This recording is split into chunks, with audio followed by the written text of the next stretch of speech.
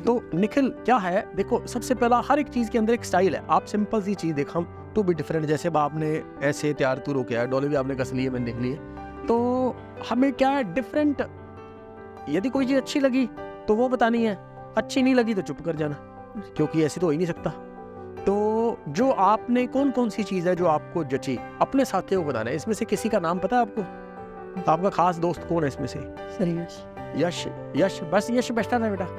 तो अब यश को बताना है, यश यार यश बात बनी आज ऐसे करके, तो यश को बताते हुए, या कोई और यश की जगह कोई और प्रकाश बैठा है उससे भी कह सकते हो, यश और प्रकाश दोनों भाई आज ऐसी ये चीज़ जची, ऐसे बताओ। जी सर। बताओ, मेरी तरफ ना देखिए। तो जैसे आपको पता ही है, अभी सर ने हम सबको समझाया कुछ, तो जैसे सर ने बताया हमारे अंदर अगर हमारे को अंदर कॉन्फिडेंस है तो हम कहीं भी कोई भी फील्ड में काम कर सकते हैं। अगर हम बैठे रहेंगे तो आगे तो निकल जाएगा कोई भी, फिर तो हम बैठे ही रह जाएंगे। तो इससे बस ये है कि हमें अगर हमारे पास हमारे ड्रीम्स हैं, हमें पूरे करने हैं, तो हम उसके लिए पहले सबसे पहले हमारे अंदर कॉन्फिडेंस होना चाहिए कि हम खड़े रह सकें, अपना स्टैंड ले सकें, ताकि हम आगे कुछ कर सकें। और शायरियों से भी सर ने समझाया था, जैसे काफ़ी चीज़ें पता लगी हैं, ताकि लाइफ जैसे जैसे चलती रहेगी मैच्योरिटी आती रहेगी, किसी में काफ़ी जल्दी आ जाती है, किसी में लेट आती है।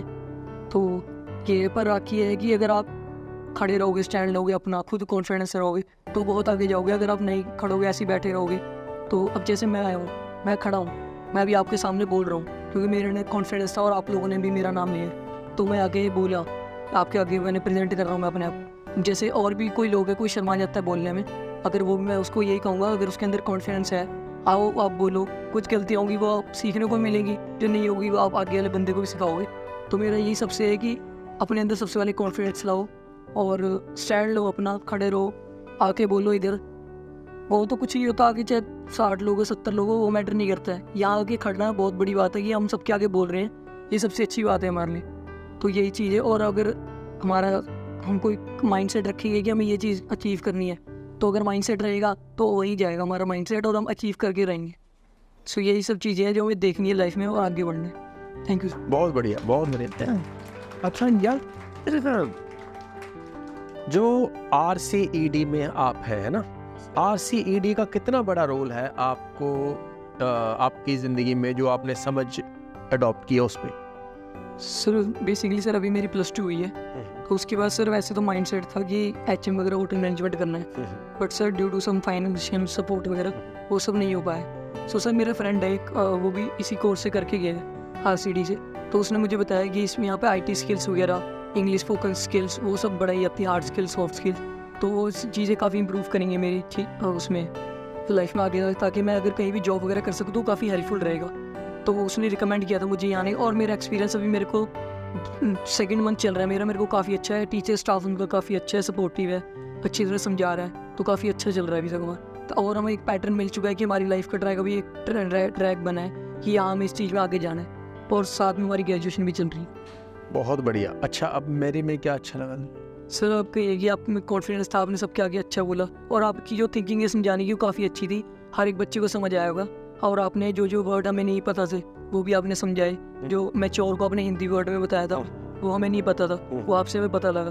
तो काफ़ी ऐसी चीज़ें जो, और आपने ज़्यादा लंबा नहीं लिया, आपने शायरियों में समझा दिया, ताकि हमें बच्चों जो हमारी एज है उसके अकॉर्डिंग आपने अंदर समझा दिया, उस जनरेशन की माइंड सेट से, कि हम जल्दी समझे। तो सर हमें आपका लेक्चर काफ़ी अच्छा लगा, ना हम बोर हुए, हमें काफ़ी सीखने को मिला आपसे। बहुत बढ़िया, thank you sir. Thank you. Nazia, आज की डेट में क्या चीज़ स्पेशल रही?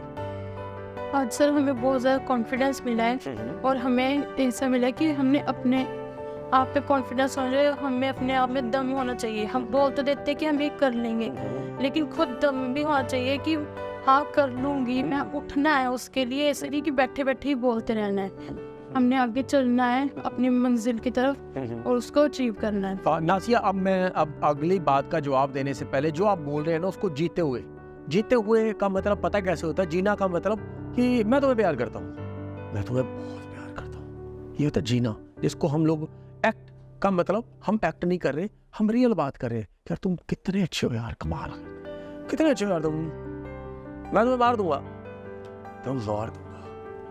जो फील आना चाहिए, जो चीज़ आप कह रही हो, ये जैसे हम प्रार्थना पढ़ते थे, हमें पता नहीं होता कौन सी प्रार्थना है ना, तो हमने आज तक क्योंकि प्रार्थना दिमाग में थी नहीं, हमें लगता था कि सिर्फ एक अटेंडेंस टाइप की चीज़ है। तो इस तरह से जो शब्द आप बोल रहे हैं वो जीते हुए बोले। अभी बेटा इससे पहले RCED में हम मुलाकात कर रहे हैं, तो RCED का कितना रोल रहा आपके सीखने में, जो चीज़ आप सीखे हैं? RCD में सर ये रोल रहा है जो मैं अब बोल रही हूँ, तो मुझे ये कॉन्फिडेंस यहीं से मिला है और मुझे अपने आप में इतना कॉन्फिडेंस मिला है कि यहाँ से मैं सीख के कुछ ना कुछ ज़रूर अचीव कर पाऊंगी। तो आज की डेट में तो जन्मदिन आप लोगों के तो अलग हो गए, फलाने वाले रेस्टोरेंट में आ जा जी, उसमें आ जा। तो हमारे टाइम में पैसे नहीं होते थे, तो मेरे टाइम में क्या होता था, 100 रुपये में जन्मदिन बनता था पूरा, जिसमें रसगुल्ले आते थे, ये समोसे आ गए या ऐसी चीज़ें आ गई, और हमें एक एक रसगुल्ला मिलता था, और बहुत बदमाशी कर ली तो 2। और तब ना ऐसा माहौल होता, क्योंकि चीज़ों की अवेलेबिलिटी नहीं थी, तो ऐसा लगता था कि मतलब कब ऐसा टाइम आएगा कि यार भी भरपेट रसगुल्ले खाएंगे, क्योंकि जो चीज़ नहीं होती उसकी अहमियत बहुत होती है। एक टाइम ऐसा भी था, हमारे टाइम में फ्रिज नहीं होते थे, तो हम ये सोचते थे कि यार जिसके घर में फ्रिज है वो आइसक्रीम क्यों नहीं खाता रोज। तो ये एक गरीब आदमी के ख्यालात होते हैं इस तरह से। तो मैंने 2 लाइनें क्या लिखी कि जी भर के मिठाई खाऊंगा जब कभी कमाऊंगा, जी भर के मिठाई खाऊंगा जब कभी कमाऊंगा, बचपन की इस तड़प ने बहुत से नायक पैदा किए हैं बेशक। तो ये इतनी बड़ी तड़प है कि आग लगी होती है कि ये चीज नहीं है। हम जब रेड लाइट पे खड़े होते थे तो मोटरसाइकिल ये देखते थे, क्योंकि हमारा सपना मोटरसाइकिल से आगे नहीं आता था। उस समय कार के अंदर पंखा लगा होता था, उसको भी देख लेते थे, पर लगता था कि शायद इसकी हवा हमें सारी जिंदगी नहीं मिलने वाली। तो अपनी दूसरी सीढ़ी दिखती थी, छत नहीं दिखती थी। तो अब हम लोग बात करने जा रहे हैं शालू से। हाँ जी शालू, आप बताइए आप RCED में कब से हैं और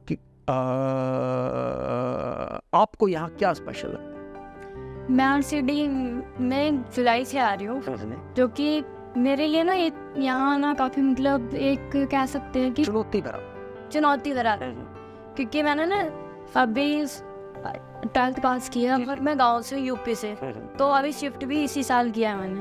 तो कहीं नई जगह पे आके और कहीं नई जगह ज्वाइन करना काफ़ी एक प्रॉब्लम सा दिखता है। तो यहाँ के मुझे जैसे मतलब जो मेरे साथ पढ़ते हैं उन्होंने भी और टीचरों ने भी काफ़ी हेल्प की कि कोई भी बंदा अगर चाहे तो कहीं पे भी जाके वो एडजस्ट हो सकता है, और जो वो करना चाहे वो इजीली सबसे मिलजुल के आसानी से कर सकता है। बहुत बढ़िया। तो अभी जैसे आप यहाँ पर हैं, तो यहाँ जैसे आप रोज आ रही हैं, हाँ जी। तो क्या चीज़ स्पेशल लग रही है आप, जिसकी वजह से दिल करता है कि मैं रोज पहुँचूँ? मुझे ऐसा लगता है ना कि यहाँ आने पे डेली कुछ ना कुछ नया सीखने के लिए मिल रहा है। जैसे कभी कहीं जैसे मैम सॉफ्ट स्किल और हार्ड स्किल के बारे में बताते हैं, कैसे इम्प्रूव कर सकते हैं, और हमें उनसे पता भी चलता है हमारी कहीं ना कहीं क्या वीकनेस रह रही है उन चीज़ों में, और हमको कहाँ अपने मतलब फोकस लगाने की ज़रूरत है। बातचीत करने में भी मतलब हर अपने आप को कैसे किसी के सामने परफेक्टली प्रेजेंट करना है, उस चीज़ के लिए हमें डेली कुछ ना कुछ सिखाया जाता है। बहुत बढ़िया। जब आप लोगों की क्लास कभी परमजीत सर ने भी ली है, कभी जी ली है, आपने देखा कि उनसे बड़ा अच्छा जो मैं जब हम लोग उनके साथ होते थे तो मैं कहता था भी आप 5 घंटे भी बोलते रहो ना, इंटरेस्टिंग से इंटरेस्टिंग, यूँ लगता है कि इनकी बात ही कभी खत्म ना हो। और देखने से ऐसा नहीं लगता था कि शायद वो इतना खूबसूरत भी बोलते होंगे, पर जब वो बोलते हैं तो उसके बाद यूँ लगता है कि यार भी कोई हवा सांस की आवाज़ भी एक बार रुक जाए, है ना। तो जो सर की क्या खास बात है बेटा जो जिससे आप इंस्पायर्ड हैं? सर ने जैसे बोला था कि अपने पर्सनैलिटी के बारे में एक सेशन लिया था सर ने, तो बोला था कुछ चीज़ें ऐसी होती हैं जो सिर्फ हमें पता होती हैं, और कुछ चीज़ें ऐसी होती हैं जो दूसरे हमारे बारे में जानते होते हैं लेकिन हमें नहीं पता होता कि वो चीज़ें हमारे अंदर हैं। और सर ने बोला था कि हमें ये चाहिए कि हम हमारे बारे में भी कोई किसी को हम बता सके खुल के, ताकि वो हमारी अच्छाई और बुराइयां हमें बता सके, ताकि हम अपनी अच्छाइयों को अच्छाई रख के कमजोरियों को अपनी और जो बुराइयां उनको सही करके एक अच्छा इंसान बन सके। बहुत बढ़िया बेटा। एक चीज दिमाग में रखनी है कि हम बोलेंगे, एक तो क्या है कि सुनना सीखना है हमने। मैंने एक चीज ये कही है कि जब अपने उस्तादों से ये सीख रहे हो कि क्या बोलना है और कैसे बोलना है। जब अपने उस्तादों से सीख रहे हो कि क्या बोलना है और कैसे बोलना है, तो सबसे पहले ये चीज जरूर सीखनी है कि कब चुप रहना है। समझ गए? और एक चीज क्या होती है कि एक्सप्रेस कर पाना जो दिल में है, क्योंकि इससे पहले 20-20 साल हम टप गए, इससे पहले किसी ने पूछा नहीं और इसके बाद किसी ने नहीं पूछना। तो आज स्टेज मिला है तो चीख लो, और यदि स्टेज नहीं मिला तो लड़ाई स्टेज के लिए जारी रखो। तो बेटा अब जैसे आज हमारी बातचीत हुई, तो आपको इसमें क्या चीज स्पेशल लगी? सर जैसे कि आपकी बातों में वैसे सारी बातें सही थी, मतलब काफ़ी मोटिवेट करने वाली बातें थी, लेकिन आपने जो बोला था ना कि आप मतलब सोच के कि आज मेरा बुरा गया है तो कल तो अच्छा होगा ना, अगर मैं कल की कोशिश ही नहीं करूंगा तो आज को लेके बैठ दूंगा तो कल पहुंचूंगा कैसे किसी अच्छे मुकाम पे। बहुत बढ़िया। अच्छा मैंने ये तो मैं बोला था। अच्छा जैसे तुम आए थे, मेरा चेहरा देखा पहले तुम लोगों ने ना, उसके बाद तुमने मेरे बात करते हुए देखा, तो वो चेहरा देखने से और बात करने में कोई डिफरेंस फील हुआ कि यार ये तो ऐसा लग रहा था आदमी वैसा तो निकला ही नहीं, ऐसा कुछ लगा? नहीं, आपको देख के तो ऐसा लगा कि मतलब शायद हमें आपकी बातें ना समझ पाए, आज आप उस लेवल पे जाके बात करें। पर आपने पूरी कोशिश की ऐसी बातें हमारे सामने प्रेजेंट करने की जिससे आपकी बातें हम तक आसानी से हम पहुंच जाएं और हम समझ भी सकें। कोई एक भी चीज ऐसी तो नहीं रही ना जो बाहर ही खड़ी है, सारी अंदर घुस गई। मैंने सब शुरू किया था, कम्युनिकेशन क्या होता है, दिल से दिल तक का संदेश, जुबान सिर्फ एक जरिया रह जाए, है ना। तो ये तो चलो मेरी कोशिश थी, मैं कामयाब रहा, पर यदि ये कोशिश की क्यों, अब आप लोगों ने ये बताना है भी कोशिश की क्यों गई। मैंने आपको क्या बताया, टंकी तो भर ली, मोटरसाइकिल ने जाना कहाँ है? आपने सीख लिया, सब कुछ सुन लिया, जाना कहाँ है? तो जाना कहाँ है मुझे पता होना चाहिए। मेरे रोज अलग अलग जो रोज कई बार रोज नया एक प्लान तैयार होता है ना, आज मैंने ये बनना, आज मैंने ये बनना, आज मैंने ये बनना है। तो बहुत सारे जब आपके जो टारगेट ज्यादा हो जाए तो एक भी जगह पर एक ना ये कहा जाता है कि एक वक्त ऐसा आता है, कुछ आदमी होते हैं जो हर दिन कोई नया काम कर रहे होते हैं, यार अब मैं ये कर रहा हूँ, 3 महीने बाद फिर वो, कि कुछ आदमी होते हैं जिन्हें शुरू से नए काम करने की आदत होती है फिर से, और हर 6 महीने के बाद तो एक वक्त ऐसा आता है जिस समय वो बहुत से कामों के जानकार होते हैं, एक भी काम में सक्सेसफुल हुए बगैर। तो उनको काम सारे आते होते हैं, नेतागिरियां भी आती होती हैं, उन्हें चाय बनानी भी आती होती है, पर सक्सेस किसी में भी नहीं होती। तो बेटा बहुत खूबसूरत थी। अच्छा कोई एक ऐसी चीज जो इनको बताना चाहो कि यार ये बात आज जच गई? जो सर ने बोला कि जैसे हम कुछ भी काम करते जाते हैं तो हमें पहले मतलब डिमोटिवेशन ही मिलती है, लेकिन हमें वो लेके बैठना सबसे ज़्यादा हमारी सबसे बड़ी प्रॉब्लम रखती है, जो आगे चल के हमें हमारे लिए सबसे ज़्यादा मतलब हम सोचेंगे कि काश हमने वो चीज़ लेके हम ना बैठे होते, उसको नेगेटिव में ना लेते हुए पॉजिटिव में लेके चलते, तो आज हम कहीं और होते, किसी अच्छे मुकाम पे होते। रिग्रेट ना करते हुए उस मौके को हमें अपने लाइफ में यूज़ करना चाहिए पॉजिटिव माइंडसेट से। बहुत बढ़िया।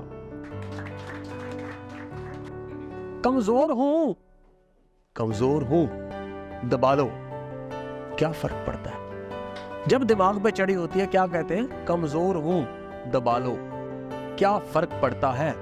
सृष्टि का नियम ऐसे ही होता है, कमजोर हूं दबा लो, क्या फर्क पड़ता है? सृष्टि का नियम है। पर सृष्टि का एक नियम और भी है कि जब दबने वाला फटता है ना, तो दबाने वाला सबसे पहले उड़ता है। तो क्या होता है कि जितनी भी चीजें जो आपको रोक, क्योंकि उसका ध्यान ही रोकने में है, आपका ध्यान दौड़ने में है। दौड़ने वाला रास्ता देख रहा है, दबाने वाला दौड़ने वाले को। तो हमने बहुत कोशिशें कर ली, हमने वो फिल्में भी देखी ना जिसमें थे वो नीचे पेपर होता है, नीचे से मैगजीनें फेंक रहा होता है कि ये लड़कियों वाली मैगजीन है, वो जो 3 इडियट्स में, कि हर आदमी का ये दिल नहीं कि मैं अब आगे निकलूं, कि रोक कैसे लूं। तो पर एक चीज और है, महलों के लिए जरूर लड़ो, महलों के लिए जरूर लड़ो, पर ध्यान रहे ये सुकून झोपड़ियों में छोड़कर जाना पड़ेगा। वहां जाके फकीर पेड़ के नीचे सो लेता है पर काम वाला नहीं। आपने थोड़े टाइम पहले शाहरुख खान वाली वो इंटरव्यू सुना होगा, वो कहता भी मैं अब मेरा दिल ही नहीं करता मैं समुद्र किनारे जाऊं, मैं रेत खरीद के मेरे घर आ जाएगी, वहां की हर चीज मेरे घर आ जाएगी। तो जब मंजिल खरीद सकते हो तो रास्ते में धक्के क्यों खाएं? पर ऐसी स्टेज तो आए बेटा शुभ नाम? रितु। रितु, ठीक है। रितु, जो आप RCED में कितने समय से हैं और क्यों हैं? सर मैं RCED में 1 जुलाई से ज्वाइन किया मैंने, और मैं RCED को ज्वाइन इसलिए किया मैंने क्योंकि मुझे इस टाइम पे जॉब की बहुत ज़्यादा रिक्वायरमेंट थी, और मैं अपने पेरेंट्स को फाइनेंशियली सपोर्ट करना चाहती थी, और जॉब करने के लिए स्किल सबसे ज़्यादा इम्पॉर्टेंट है इस टाइम पे, और एज अ फ्रेशर अगर हम ज्वाइन करते हैं तो स्किल ही रिक्वायर्ड होती है, और यहाँ पे आके मेरे को मेरी स्किल डेवलप करने को मिल रही है, मुझे मोटिवेशन मिल रही है काफ़ी, और यहाँ पे हमें कम्युनिकेशन स्किल पे भी फोकस किया जा रहा है कि हमें कैसे अपने आप को प्रेजेंट करना है और कैसे कम्युनिकेट करना है जब हम इंटरव्यू देने के लिए जाते हैं। बहुत बढ़िया। तो बेटा यहाँ जो बताया जा रहा है वो किस तरीके से बताया जा रहा है कि सब बच्चे सीख रहे हैं या अकेली रितु नहीं सीखा?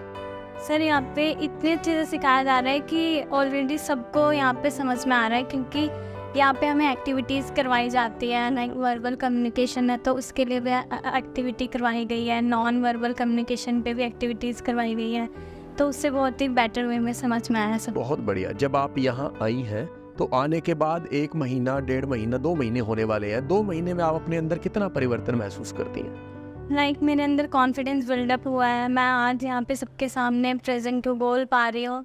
इस पे सबसे ज़्यादा फोकस मेरे टीचर्स ने ही अपने एफर्ट्स दिए हैं ताकि हम यहाँ पे बोल सके, और उन्होंने हमें मोटिवेट किया है ताकि हम अपने आप को इजीली प्रेजेंट कर सके सबके सामने। उस्तादों से बेटा, उस्ताद गुरुओं का कोई सब्स्टिट्यूट नहीं है।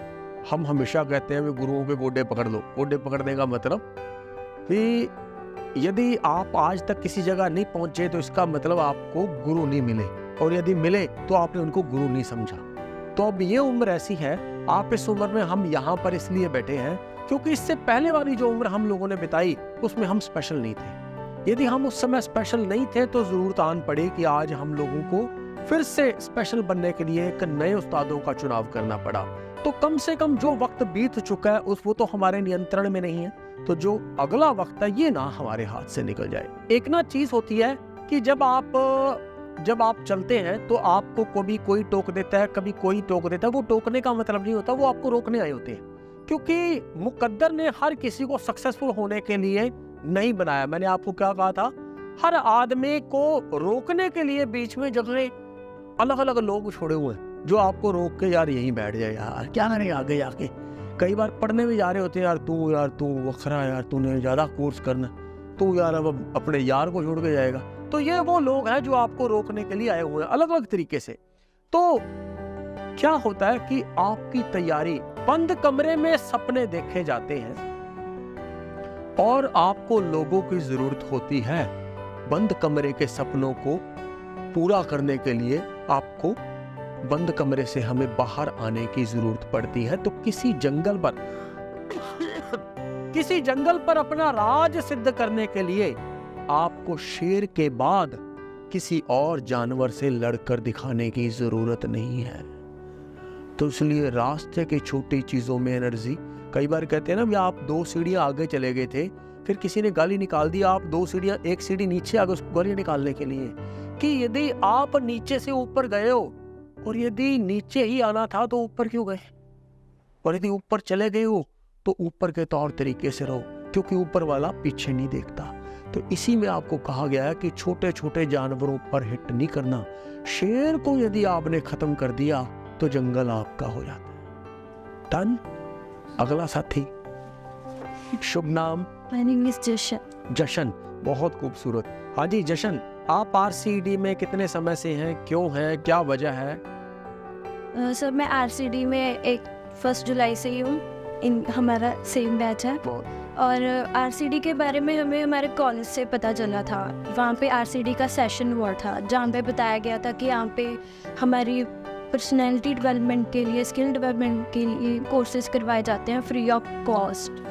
तो हमने वहाँ से हमें पता चला, हमने अपनी ग्रेजुएशन कंप्लीट होते ही यहाँ पे हमने ज्वाइन कर लिया ताकि हम आगे के लिए जॉब रेडी हो सके और अपने स्किल्स डेवलप कर सके। बहुत बढ़िया बेटा। आज की डेट में जब देखो एक छोटी सी कंसल्टेशन के लिए भी लोग पैसे चार्ज कर लेते हैं और आप लोगों को फ्री ऑफ कॉस्ट इतनी सारी टीम, टीचर्स, इतना इंफ्रास्ट्रक्चर मिला हुआ है, तो इसमें आपके दिल में क्या भावना आती है? आपके पेरेंट्स के दिल में, फैमिली के दिल में क्या, कैसे सोचते हैं वो? सर हमें यहाँ पे कुछ अलग से सीखने को मिल रहा है। हम यहाँ पे 15 साल हो गए हमको लगा लो पढ़ते हुए। जो हम यहाँ पे सीख रहे हैं वो हमने आज तक सीखा ही नहीं कहीं पे, और जो हमें यहाँ पे अलग से सीखने को मिल रहा है उसका हमें कोई पे नहीं करना पड़ रहा। हमारे पेरेंट्स पे कोई प्रेशर नहीं है कि हम कुछ फीस दे रहे हैं, और हम यहाँ पे जॉब रेडी हो रहे हैं और हम खुद का कमाएंगे आगे जाके। बहुत बढ़िया। तो बेटा जो आज हमारी क्लास हुई उसमें आपके अंदर क्या फर्क आया? सर आज की हम पहली बात तो यही है कि मैं यहाँ खड़ी होकर बोल रही हूँ, वही मेरे लिए बहुत बड़ा चेंज, और हम आपसे बहुत ज़्यादा मोटिवेट हुए हैं, और आपने मोटिवेट करते हुए हमें ये अपनी ना ज़िंदगी की सच्चाइयाँ बताई हैं। जैसे कि आप लोगों को अपने ड्रीम शेयर करते हो तो वो आप पे हंसते हैं, जब आप सक्सेसफुल हो जाते हो तो वो कहते हैं कि भगवान इसके साथ है, इसकी किस्मत अच्छी है इसलिए सक्सेस हो गया, पर वो मेहनत नहीं देखते हमारी। ये ज़िंदगी की सच्चाई है, और ये सच्चाई बताई आपने कि गरीब को अमीर दिखना है और अमीर को गरीब दिखना है, ये सारे लोग आजकल करते हैं, और इससे हमें थोड़ा बाहर निकलना चाहिए तो ही हम सक्सेस होएंगे। बहुत बढ़िया। बेटा जैसे चलो ये हमारी बात हुई, आप अपने साथियों को क्या मैसेज देना चाहेंगे कि आज वाले दिन से ये वाली चीज़ इन बंदों को भी सीखने की ज़रूरत थी? आज वाले सेशन से हमें ये सीखना चाहिए कि हमें कहीं भी रुकना नहीं है, हमें मोटिवेट रहना है। कभी भी किसी की बात सुन के डीमोटिवेट नहीं होना, क्योंकि जो हमें डीमोटिवेट कर रहा है वो हमें पीछे खींच रहा है, और ना तो वो खुद कुछ करेगा ना वो आपको करने देगा।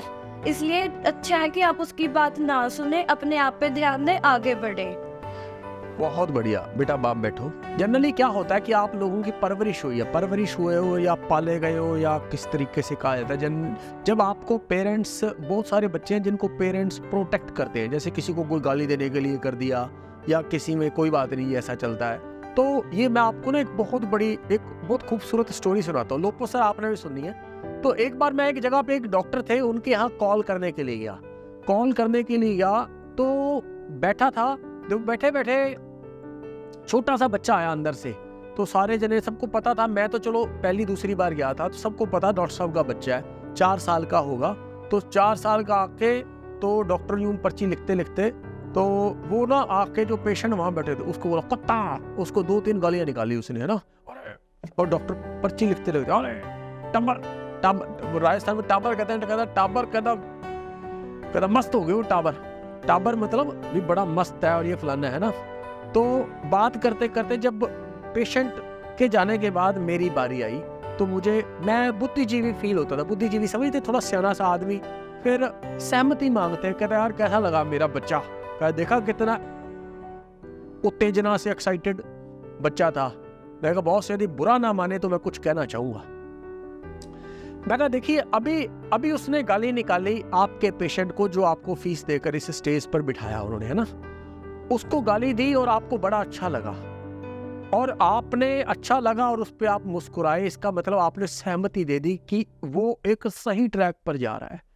तो कहा बॉस एक चीज बहुत दुखदाई होगी कि आज उसका मुंह सामने है, पीठ आपकी तरफ है। मैं कहा 15 सालों के बाद उसकी जो पीठ है वो लोगों की तरफ होगी और मुंह आपकी तरफ होगा, वही गाली आपको आएगी। मैं कहा बॉस उस दिन किसी ने नहीं सुननी, फिर उस दिन कैसे पूछोगे कि कैसा लगा मेरा टाबर।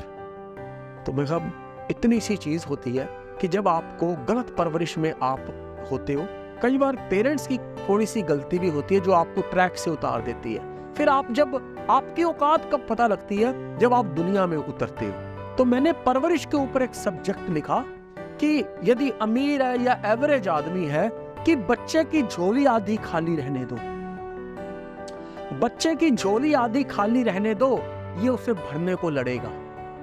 यदि किसी को मोटरसाइकिल मिला है तो उसकी लड़ाई किसके लिए? कार के लिए। यदि किसके पास साइकिल मिला तो उसकी लड़ाई मोटरसाइकिल के लिए, यानी कि कुछ खाली है। जो कार पे पैदा हुआ उसके पास सपना नहीं है, वो और बड़ी कार का सपना हो गया।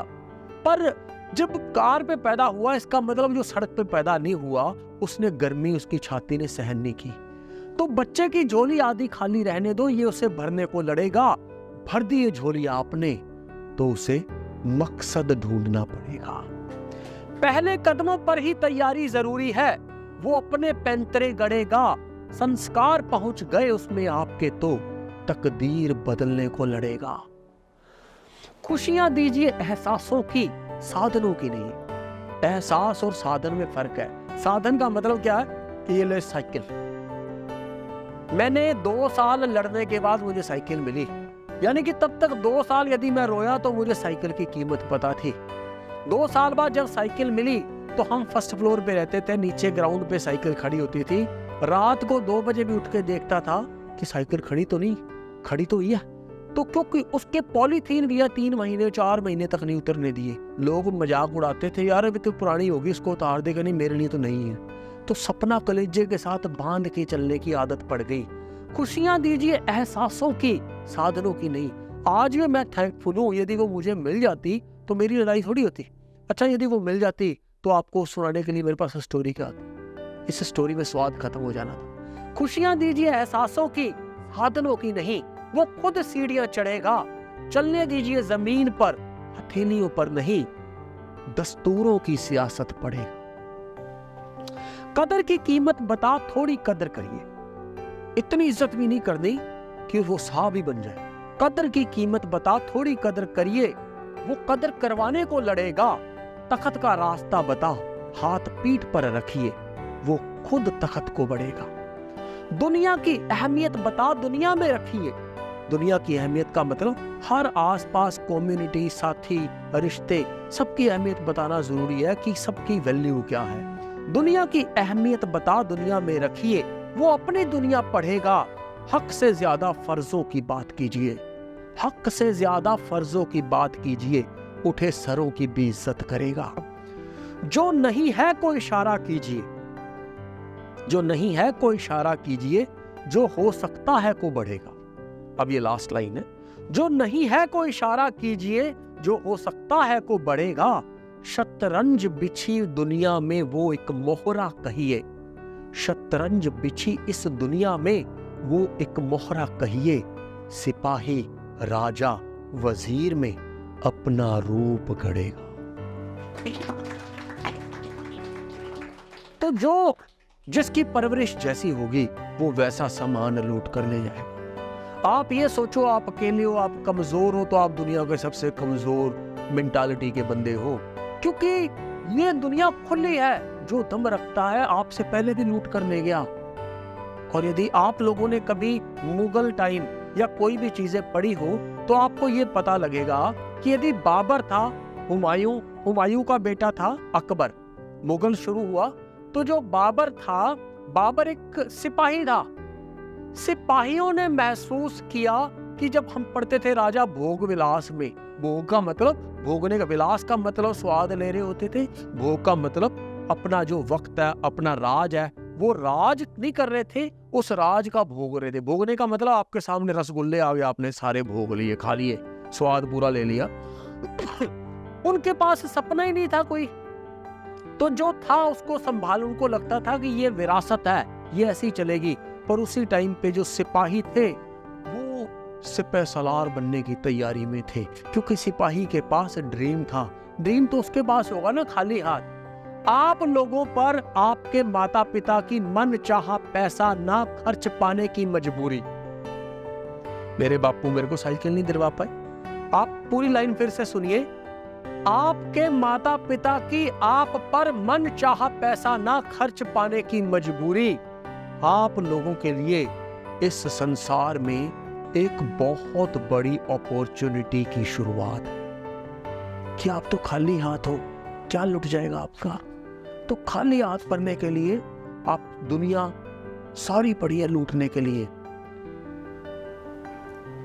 तो जो सबसे पहले ये महसूस करने की जरूरत है कि आपसे बेहतर कोई नहीं है जिसको अपॉर्चुनिटी मिली है, खाली हाथ बैठे हैं भाई। मैं चलो हम अब अगली बात करते हैं। और शुभ नाम? महक। अच्छा महक, आप आरसीईडी के बारे में बताएंगे, आपकी ज़िंदगी में क्या योगदान है आरसीईडी का?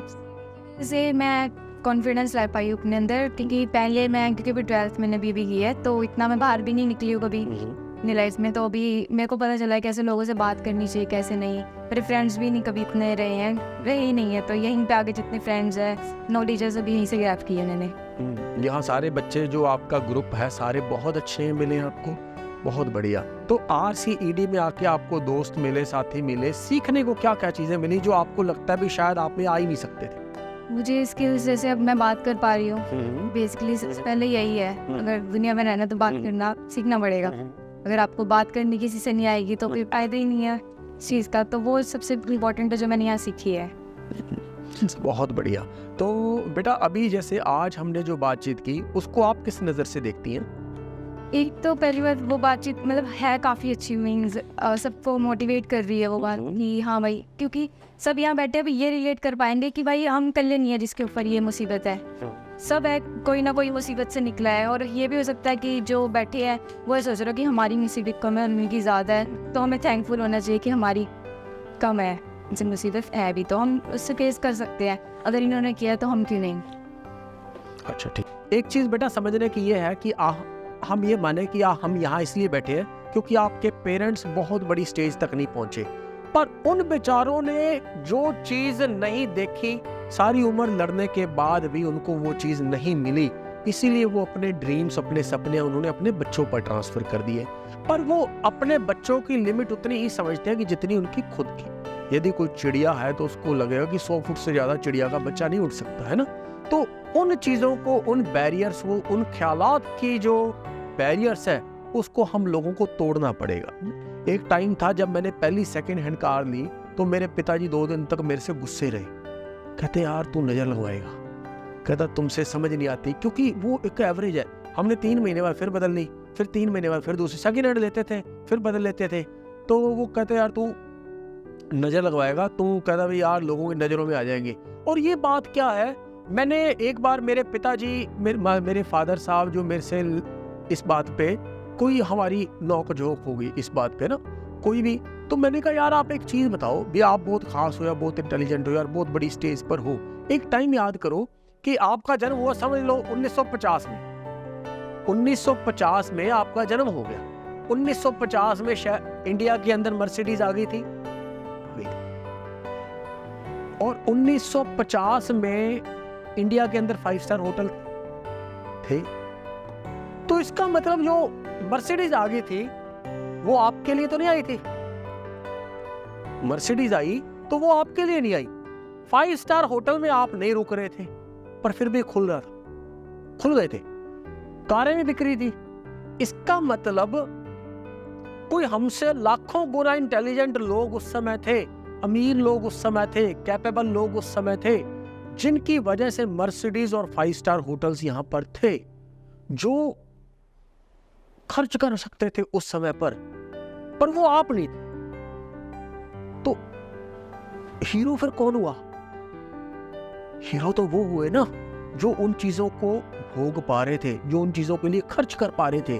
तो आपकी बात की अहमियत पारिवारिक तौर पर, रिश्ते के तौर पर तो है, पर यदि जिंदगी में रास्ता दिखाने के पॉइंट ऑफ व्यू से है तो इट हैज नो वैल्यू। तो मुझे वो बैरियर तोड़ने की जरूरत है। तो ये तो बड़ी खूबसूरत बात है ना। तो बेटा ये चीज समझने की है कि यदि आपने उड़ना है तो लिमिटाइज करने की जरूरत नहीं है, कुछ भी हो सकता है। हमारे इसमें मैंने लिखा था कि बन के पंछी नू कहंदे उड़ जा तू आसमानी, कि उसको बांध भी देंगे फिर कहेंगे सारा आसमान तेरा, उड़ ले भाई। तो अब अच्छा विद्यार्थियों का भी हो गया गन, है ना, बातचीत खत्म कर दी। अच्छा थैंक यू दोस्तों, मेरे भाइयों, मेरे साथियों, thank you for being kind. हमारा जो है हम लोग, मेरा नाम सुरमीत ऑफिशियल के नाम से आप मुझे देख सकते हैं। मेरे गीत, मेरी राइटिंग वाली चीज़ें हैं। ग्रामीण मीडिया हमारी कंपनी है। सुरमीत ऑफिशियल को आप इंस्टा पे देख सकते हैं। हर रोज़ जो है शायरियाँ आप देख रहे हैं। लगातार हम लोग प्रमोट तो नहीं कर रहे हैं उनको, पर लगातार उसको दस्तावेज की तरह इकट्ठा करते जा रहे हैं। बहुत सी ऐसी चीज़ें हैं जो अभी बहुत सारी लिखी जा चुकी हैं, पर हम लोगों ने उनको लामबंद नहीं किया, तो उनको अभी हम लोग कागज़ों में नहीं लेके आए। But a lot is going to be on the way, कि जो हम उम्मीद करते हैं निकट भविष्य में हम लोग और बड़े स्केल पर आपस में मिलेंगे। कोई और साथी जो दिल की कोई कलेजे की भड़ास कहना चाह रहा हो, जो तमन्ना में हो कि यार ये बात कहनी रहेगी, मेरा जिंदाबाद नहीं करवाया जबकि मेरे अंदर थी, ऐसा कोई साथी है कोई? नेहा कितने गई? कुछ कहना चाहेंगे?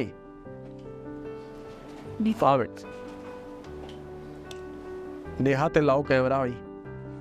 नेहा, तो मतलब जो हमारी लाइफ है उसमें प्रॉब्लम्स बहुत होती हैं, हमारी प्रॉब्लम्स चलती रहती हैं, और हम मिडिल क्लास लोग हैं, अपनी लाइफ में बहुत सारी प्रॉब्लम्स होती है। मैंने भी अपनी लाइफ में बहुत सारी प्रॉब्लम्स फेस करी है। और मतलब मैं 5th क्लास में थी, तो मेरे स्कॉलर मतलब नवोदय का फॉर्म था, तो मतलब उसमें मैं नहीं कर पाई कुछ हेल्थ इश्यूज़ की वजह से, और फिर मैं डीमोटिवेट हो तो मैं कुछ नहीं कर सकती अपनी लाइफ में।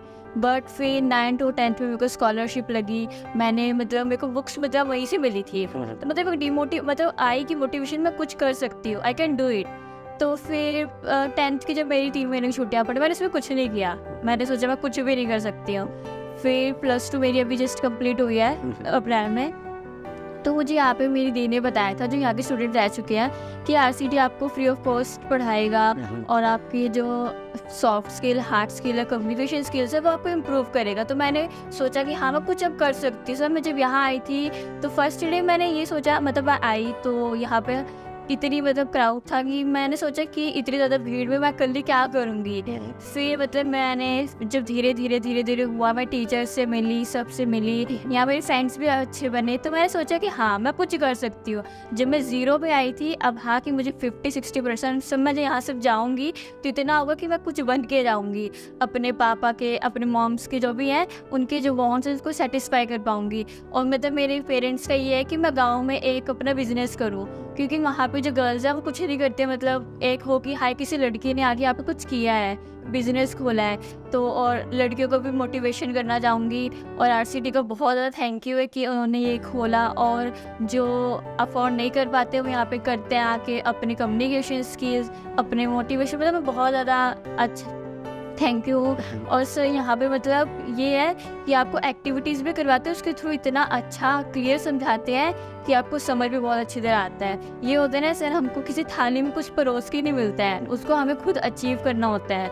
और लाइफ में बस ये सीख लिया है कि हमें ये होता है ना, राजा का बेटा राजा नहीं होता है, हम खुद जो करेंगे खुद हमें अपने दम पे करना, अपने पैरों पे दम पे करना है, कि 4 लोग बोलें कि हाँ लड़की हो तो ऐसी हो, कुछ करके दिखाए। बहुत बढ़िया, बहुत बढ़िया। ਤੇ ਜੀ ਇਜ਼ ਅ ਪਰਸਨ ਜਦ ਮਿਲਦੇ ਆ ਤੇ ਪਹਿਲਾ ਵਰਡ ਹੁੰਦਾ ਹੈ ਗੁੱਡ ਮਾਰਨਿੰਗ, ਭਾਵੇਂ ਰਾਤ ਦੇ 11 ਵਜੇ ਹੁੰਦੇ, ਤੇ ਇਹਨਾਂ ਦਾ ਹੈਗਾ ਇੱਕ ਪੈਟ ਵਰਡ, ਜਬ ਜਾਗੋ ਕਬ ਸਵੇਰਾ, ਨਹੀਂ ਜੀ ਗੁੱਡ ਮਾਰਨਿੰਗ ਤੇ ਚੱਲਦਾ ਹੈ।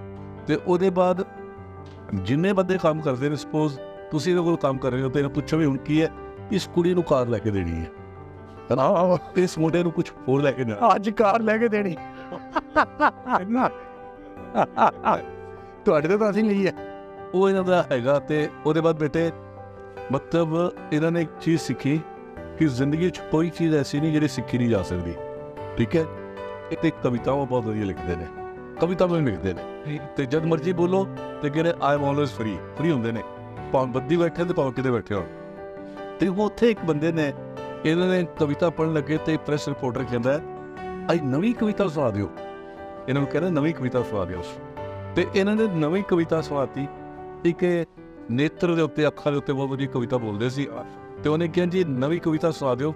ਤੇ ਇਹਨਾਂ ਨੇ ਫਿਰ ਨਵੀਂ ਕਵਿਤਾ ਸੁਣਾਈ।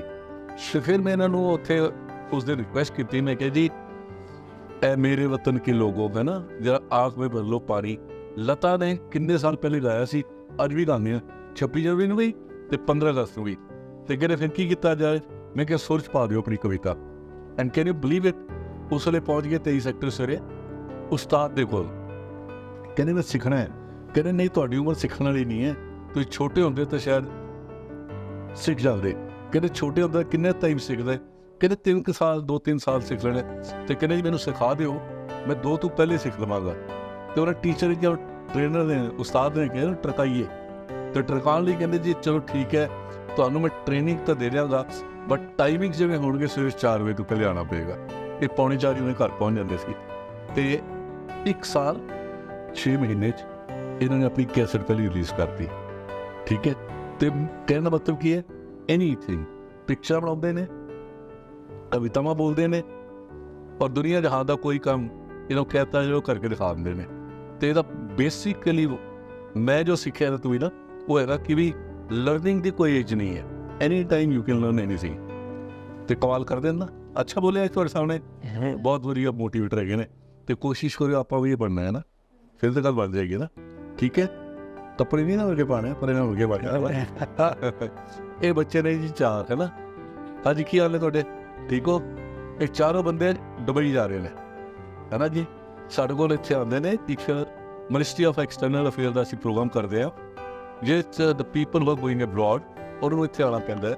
ਅਤੇ ਉਹਨਾਂ ਨੂੰ ਪ੍ਰਾਇਰ ਟੂ ਡਿਪਾਰਚਰ ਉਹਨੂੰ ਟ੍ਰੇਨਿੰਗ ਕਰਨੀ ਪੈਂਦੀ ਹੈ। ਉਹ ਟ੍ਰੇਨਿੰਗ ਹਮੇਸ਼ਾ ਅਸੀਂ ਕਰਾਉਂਦੇ ਹਾਂ। ਸਾਡੇ 2 ਟ੍ਰੇਨਰ, ਦੂਜੇ ਟ੍ਰੇਨਰ ਨੂੰ ਬੁਲਾਓ ਜੀ। 2 ਟ੍ਰੇਨਰ ਸਾਡੇ ਜਿਹੜੇ ਟ੍ਰੇਨ ਨੇ ਗਵਰਨਮੈਂਟ ਆਫ ਇੰਡੀਆ ਵੱਲੋਂ, ਇੱਕ ਸਤਵਿੰਦਰ ਸਿੰਘ ਜੀ ਹੈਗੇ ਨੇ, ਜਾਣਦੇ ਹੋ ਨਾ, ਇੱਥੇ ਬੈਠੇ ਹੁੰਦੇ ਨੇ, ਅਤੇ ਦੂਜੇ ਜਤਿੰਦਰ ਸਿੰਘ ਹੈਗੇ ਨੇ।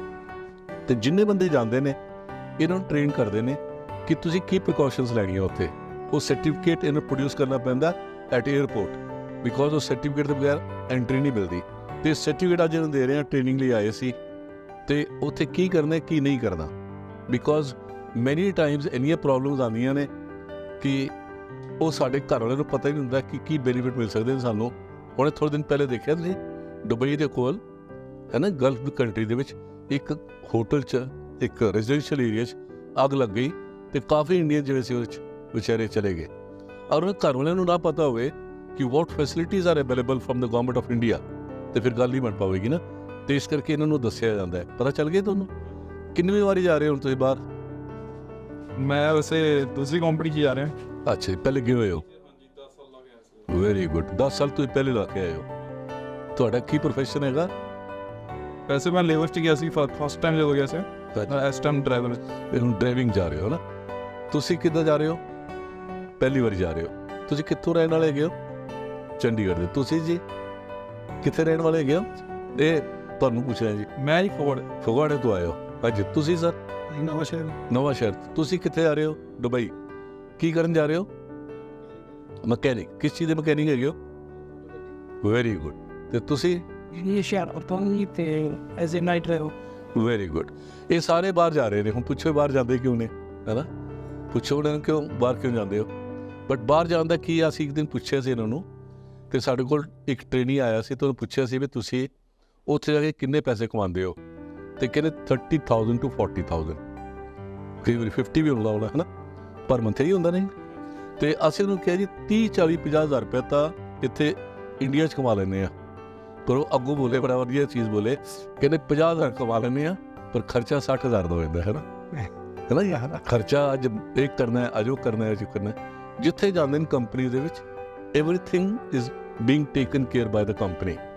ਇਹਨਾਂ ਨੂੰ ਖਾਣਾ ਵੀ ਫ੍ਰੀ, ਇਹਨਾਂ ਨੂੰ ਰਹਿਣਾ ਵੀ ਫ੍ਰੀ, ਹਰ ਚੀਜ਼ ਫ੍ਰੀ। ਅਤੇ ਉਹਦੇ ਬਾਅਦ ਹੋਰ ਕਮਾਲ ਕਰਦੇ ਨੇ, ਇਹ ਓਵਰ ਟਾਈਮ ਵੀ ਕਰਦੇ ਨੇ ਉੱਥੇ। ਹਾਂਜੀ। ਓਵਰ ਟਾਈਮ ਕਰਨ ਦੇ ਬਾਅਦ ਇੱਕ ਬੰਦੇ ਨੂੰ ਪੁੱਛਿਆ, ਉਹਨੇ 8 ਸਾਲ ਉੱਥੇ ਜੌਬ ਕੀਤੀ ਹੈ, ਇਹਨੇ 10 ਸਾਲ ਕੀਤੀ ਹੈ, ਅਤੇ ਇਹਨੂੰ ਪੁੱਛੋਗੇ 10 ਸਾਲ 'ਚ ਕਿੰਨੀਆਂ ਛੁੱਟੀਆਂ ਲਈਆਂ ਹੋਣਗੀਆਂ, ਅਤੇ ਮੈਂ ਦਾਅਵੇ ਨਾਲ ਕਹਿ ਸਕਦਾ ਬੜੇ ਘੱਟ ਦਿੰਦੀ ਹੈ। ਕਿੰਨੀਆਂ ਛੁੱਟੀਆਂ ਲਈਆਂ ਤੁਸੀਂ ਉੱਥੇ? 10 ਸਾਲ ਨਹੀਂ ਤਾਂ ਹੋਣਗੀਆਂ, ਉਹ ਵੀ ਬਿਮਾਰ ਹੋਣ ਕਰਕੇ 2-4 ਹੋਣਗੀ। 2-4 10 ਸਾਲ 'ਚ 2-4 ਦਿਨ ਛੁੱਟੀਆਂ ਲਈਆਂ। ਅਤੇ ਜਿਸ ਦਿਨ ਕੋਈ ਮੁਹੱਰਮ ਹੁੰਦਾ ਹੈ ਜਾਂ ਈਦ ਹੁੰਦੀ ਹੈ, ਅਤੇ ਉਹ ਜਿੱਧਰ ਉੱਥੇ ਕੰਮ ਕਰਦੇ ਨੇ, 1.5 2 ਗੁਣਾ ਇਹਨਾਂ ਨੂੰ ਪੈਸਾ ਉਸ ਦਿਨ ਮਿਲਦਾ ਹੈ। ਅਤੇ ਉਸ ਮੁੰਡੇ ਨੂੰ ਪੁੱਛਿਆ ਸੀ ਕਿ ਤੂੰ 8 ਸਾਲ ਉੱਥੇ ਲਾ ਕੇ ਆਇਆ, ਅਤੇ 8 ਸਾਲ ਦੇ ਬਾਅਦ ਕੀ ਕੀਤਾ? ਕਹਿੰਦਾ ਜ਼ਮੀਨ ਲਈ, ਕੋਠੀ ਬਣਾਈ, ਕਾਰ ਲਈ, ਮੋਟਰਸਾਈਕਲ ਲਿਆ, ਔਰ ਇਹ ਸਭ ਕੁਝ ਲਿਆ। ਅਤੇ ਅਸੀਂ ਕਿਹਾ ਅਗਰ ਇੱਥੇ ਹੁੰਦਾ, ਕਹਿੰਦੇ ਇਹਦੇ 'ਚ ਕੁਛ ਵੀ ਨਹੀਂ ਆਉਣਾ ਸੀ, ਕਿਉਂਕਿ ਇੱਥੇ ਕੁਝ ਬਚਣਾ ਹੀ ਨਹੀਂ ਸੀ, ਹੈ ਨਾ। ਅਤੇ ਇਹ ਇਸ ਕਰਕੇ ਉੱਥੇ ਜਾਂਦੇ ਨੇ। ਮੈਨੀ ਟਾਈਮਸ ਲੋਕ ਕਹਿੰਦੇ ਜੀ ਕਿਉਂ ਜਾਂਦੇ ਨੇ, ਅਤੇ ਦੇਰ ਆਰ ਰੀਜ਼ਨਸ, ਲੌਜਿਕਸ ਹੈਗੇ ਨੇ, ਉਹ ਸਾਨੂੰ ਪਤਾ ਹੋਣਾ ਚਾਹੀਦਾ, ਹੈ ਨਾ। ਮਤਲਬ ਕਿ ਇਹ ਮਿਹਨਤ ਕਰਨ ਜਾਂਦੇ ਨੇ। ਉਹ ਸਾਡੇ ਦੂਜੇ ਜਿਹੜੇ ਬੱਚੇ ਜਾ ਰਹੇ ਨੇ ਕੈਨੇਡਾ ਦੇ ਵਿੱਚ, ਉਹ ਤਾਂ ਐਸ਼ ਕਰਨ ਜਾ ਰਹੇ ਨੇ, ਉਹ ਬੜਾ ਔਖਾ ਕੰਮ ਹੈਗਾ, ਪਰ ਇਹ ਵਿਚਾਰੇ ਮਿਹਨਤੀ ਹੈਗੇ ਨੇ। ਅਤੇ ਇਹਨਾਂ ਨੂੰ ਸਰਟੀਫਿਕੇਟ ਦੇਣੇ ਜੀ। ਸਰ ਆਓ ਜਰਾ, ਸਰਟੀਫਿਕੇਟ ਆਓ ਜਾਓ।